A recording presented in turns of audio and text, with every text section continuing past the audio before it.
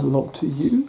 I am Weetel ASMR, and today I am going to be talking about a subject that I talked about in several videos before, but I know not a lot of people who follow my channel has either autism or ADHD or some sort of other type of disability.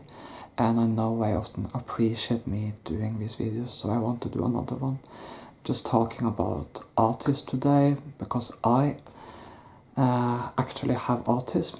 So yeah, I'm just going to be talking about that today. But before I begin, how are you doing? I hope you're doing well. I hope you're having a great week. Yeah, how has your week been? Okay, well, let's just get to it. So there are a lot of disabilities out there. ADHD is probably the most famous syndrome, or it's not exactly a syndrome, but the most famous one these days. But I'd argue the second most famous one is autism, which is there is a lot of individuals in recent years who has been diagnosed with either ADHD or autism, and I've been diagnosed with autism. And yeah, so as some of you may already be aware, ADHD is a condition which you have trouble concentrating on stuff, and you have a lot of energy, an abundance of energy, making you almost a bit hyper, or at least it can manifest as so. But with autism, it is a little bit different. When autism, it's complicated to explain, so I'm just trying to find the words here. But I just want to speak from my heart today, so I haven't prepared anything or anything. It's important for me when I do these videos, what I speak from my heart. So forgive me if it just takes me some time to just find the right words, but I want this to be genuine, very genuine. So autism is a condition which often has a tendency to cause social anxiety. It essentially causes anxiety often in terms of social interactions with other humans. It should be pointed out here, but not all autists are one and the same. There is a lot of different personalities within the autist spectrum. So there does exist people with autism who are social too, just to be clear, but often a lot of people with autism will struggle with social stuff. And that can be especially when it comes to interacting with strangers or people they don't know. And that can make it very hard to make new friends or form new relationships in life. That's why a lot of people with autism often don't have that many friends or stuff like that growing up. And it can be difficult being social with strangers, but a lot of people with autism, including myself, are very comfortable and familiar with people they know and trust, like family and stuff like that. Some of us can actually be very social with. I am very social with my family and the people I know and trust, but I get very uncomfortable in huge crowds of strangers or talking to strangers. I can be a bit uncomfortable. Me, I can do it, but it is a bit uncomfortable. There are some people with autism who struggle to talk with strangers at all and almost can't even do it, And often a lot of people with autism will often be, not all, but some will often be very deep and reflective, even in the young years. That's also including me. I was also deep and reflective in young years.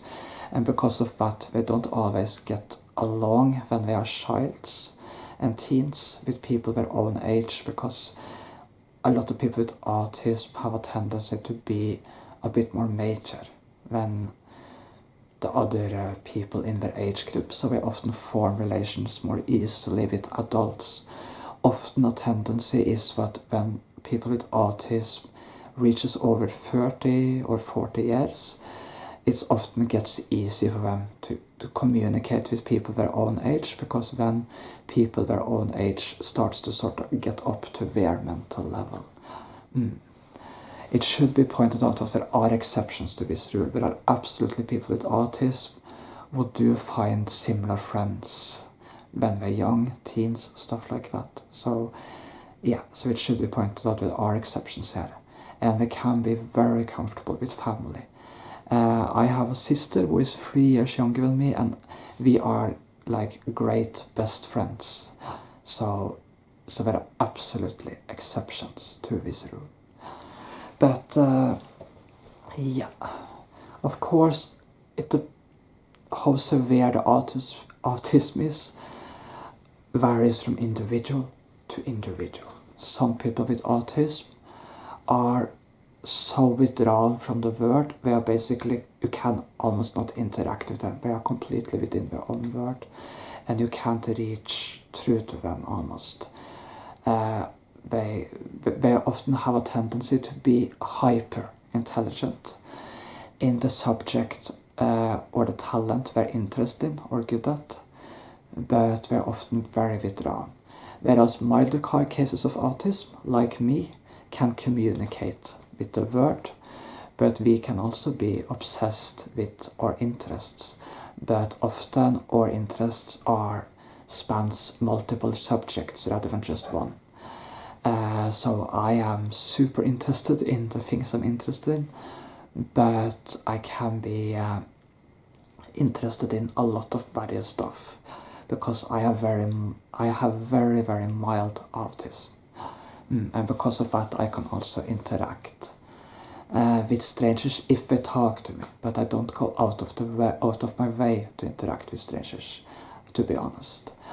But however, this is actually kinda okay, because in Norway it is not common to go out of your way to interact with strangers. It's actually part of the Norwegian culture, but you generally don't do that. So being an autist, being a person with mild autism in a country like Norway is really not that big of a deal in a way. It's not that big of a problem. It would perhaps be a little more challenging in a more social country, but when on the other hand I am always able to interact with people who start talking to me, that's not a problem. I'm very friendly if people start talking to me, and they're friendly when I'm friendly. But I don't exactly go out of my way to say hello or talk with a stranger without them talking to me first, because that makes me uncomfortable. But I can be very social and talkative with family and people I trust. And if a stranger is nice and starts talking to me, I will be very friendly back. A lot of people with autism, maybe you can see it on me too, struggles with eye contact. It's uncomfortable to look into another person's eye. And this is very common for people with autism. So if you talk to someone with autism, you will often see that they're not really staring directly into your eye. They're staring slightly to the side or a lot to the side, depending on how shy they are. And just to be clear, a lot of people with autism are also very shy, and more shy than just regular shy. And I recognize that because I was even more shy when I was young than I am today. I'm shy today, but I was even more shy when I was young. So we're getting to the next part of this whole autism thing. I'm going to talk about my own experience. When I was in public school, during what we in Norway call children's school and youth school. That's what we call those two schools in Norway. Children's school is for childs aged 6 to 12, and youth school is for childs aged 13 to 15. So children's school is 7 years, youth school is 3 years. So it's essentially children and teen school. And I did not interact a lot with other kids when I was a child. I did actually have some friendships, but the friendships didn't last. To be honest, that wasn't just my fault. But of course I was a lot more shy when I was young, and I wasn't aware when I was a child that I even had autism. I just wasn't aware. By the way, this is not a symbol of me being insecure. I just had to scratch my back head because it was a little itchy. Just to be clear.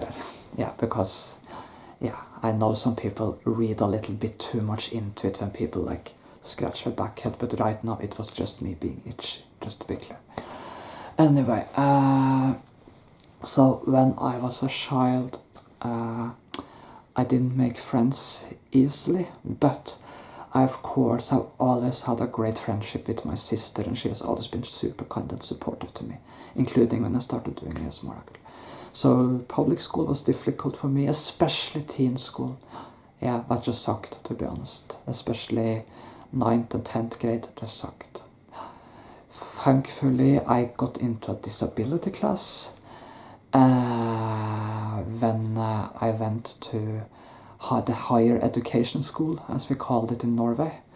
But I went there from the age of 16 to 20. Normally it is 3 years in this school, but I got an extra year. There were special circumstances, so I got a 4th year. And and although it was not a place for people with autism, I had a much better time there. I didn't really make any friends with people my own age, but it was still much better than the public school experience, because the people at public school were very different from me. I wasn't bullied, but it just was difficult for me to get any contact with them, because I was a child and a teen, and I didn't know how to interact with people socially. It was very difficult, super difficult. And I know a lot of people with autism are very familiar with this struggle. Then 3 years, or 3 to 5 years, after I was done with the higher education special school thing, which was a more pleasant time in my life, 3 to 5 years after that, I went to sort of higher education adult courses, courses for adults who hadn't finished regular higher education school. And this was also a nice experience. I took social science and history, and I got a very high grade in social science, and I got a top grade in history, and that's because history is my favorite subject, and my teacher said I was even university level stuff, so that was very pleasant. And although I didn't get any friends there, I was able to interact more with the other students, a little bit more than I had done before, in group teamwork and stuff like that, you know. However, it was difficult the first time I was about to enter that classroom. It was very difficult. I waited outside in the hallway for many minutes before I dared enter the classroom and take a seat and sit down, because, you know, I was getting into a room with strangers, and that was overwhelming to me. And I know a lot of people with autism feel the same thing. But it was a good experience. And now I'm doing ASMR, and I'm, you know, doing this to help people sleep and stuff. But of course, I was super nervous. The first time I published my first ASMR video. Very nervous. But of course, I believe a lot of people are, even people without any disabilities are. So, people with disabilities there are lots of people with disabilities, and hopefully I can help you guys. I'm not sure I'm getting this correct. I believe we people with disabilities often call ourselves neurodivergent, because our brains are a little different often than people who don't have disabilities. I'm not sure. I believe it's people with we with disabilities often call ourselves for neurodivergence. I may pronounce it a little wrong now, but you know, the point is the same. So, but just correct me if I'm wrong. Don't worry. Anyway, or it is, yeah, I believe that's so. I stumbled a little in my own words right now, I admit that. But you know, But enough with the technicalities, enough with the technicalities.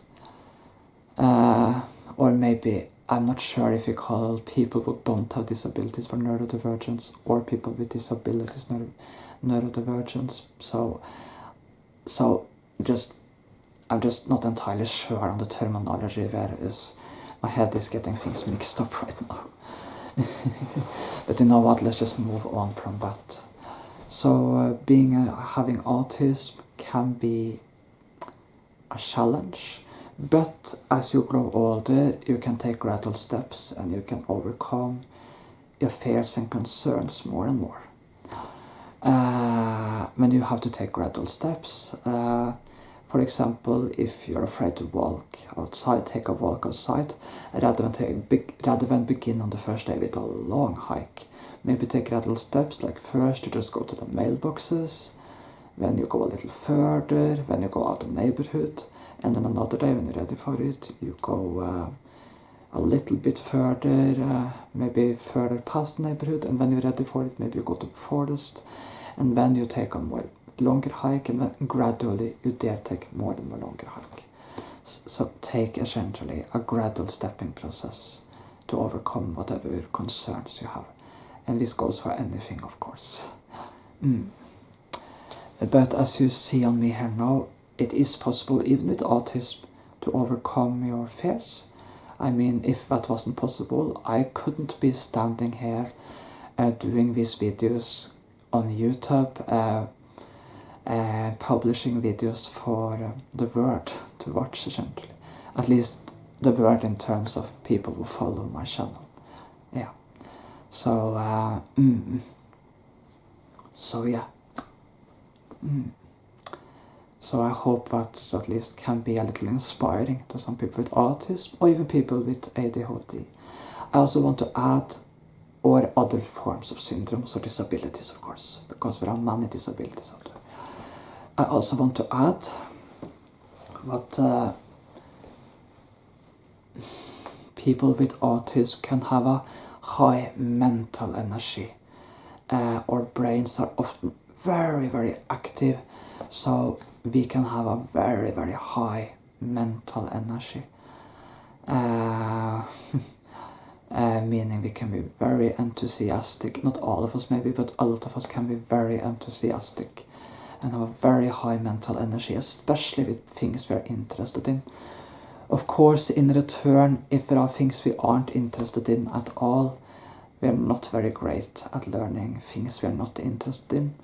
So, for example, me, who has no interest in practical things, I'm very poor at practical things, honestly.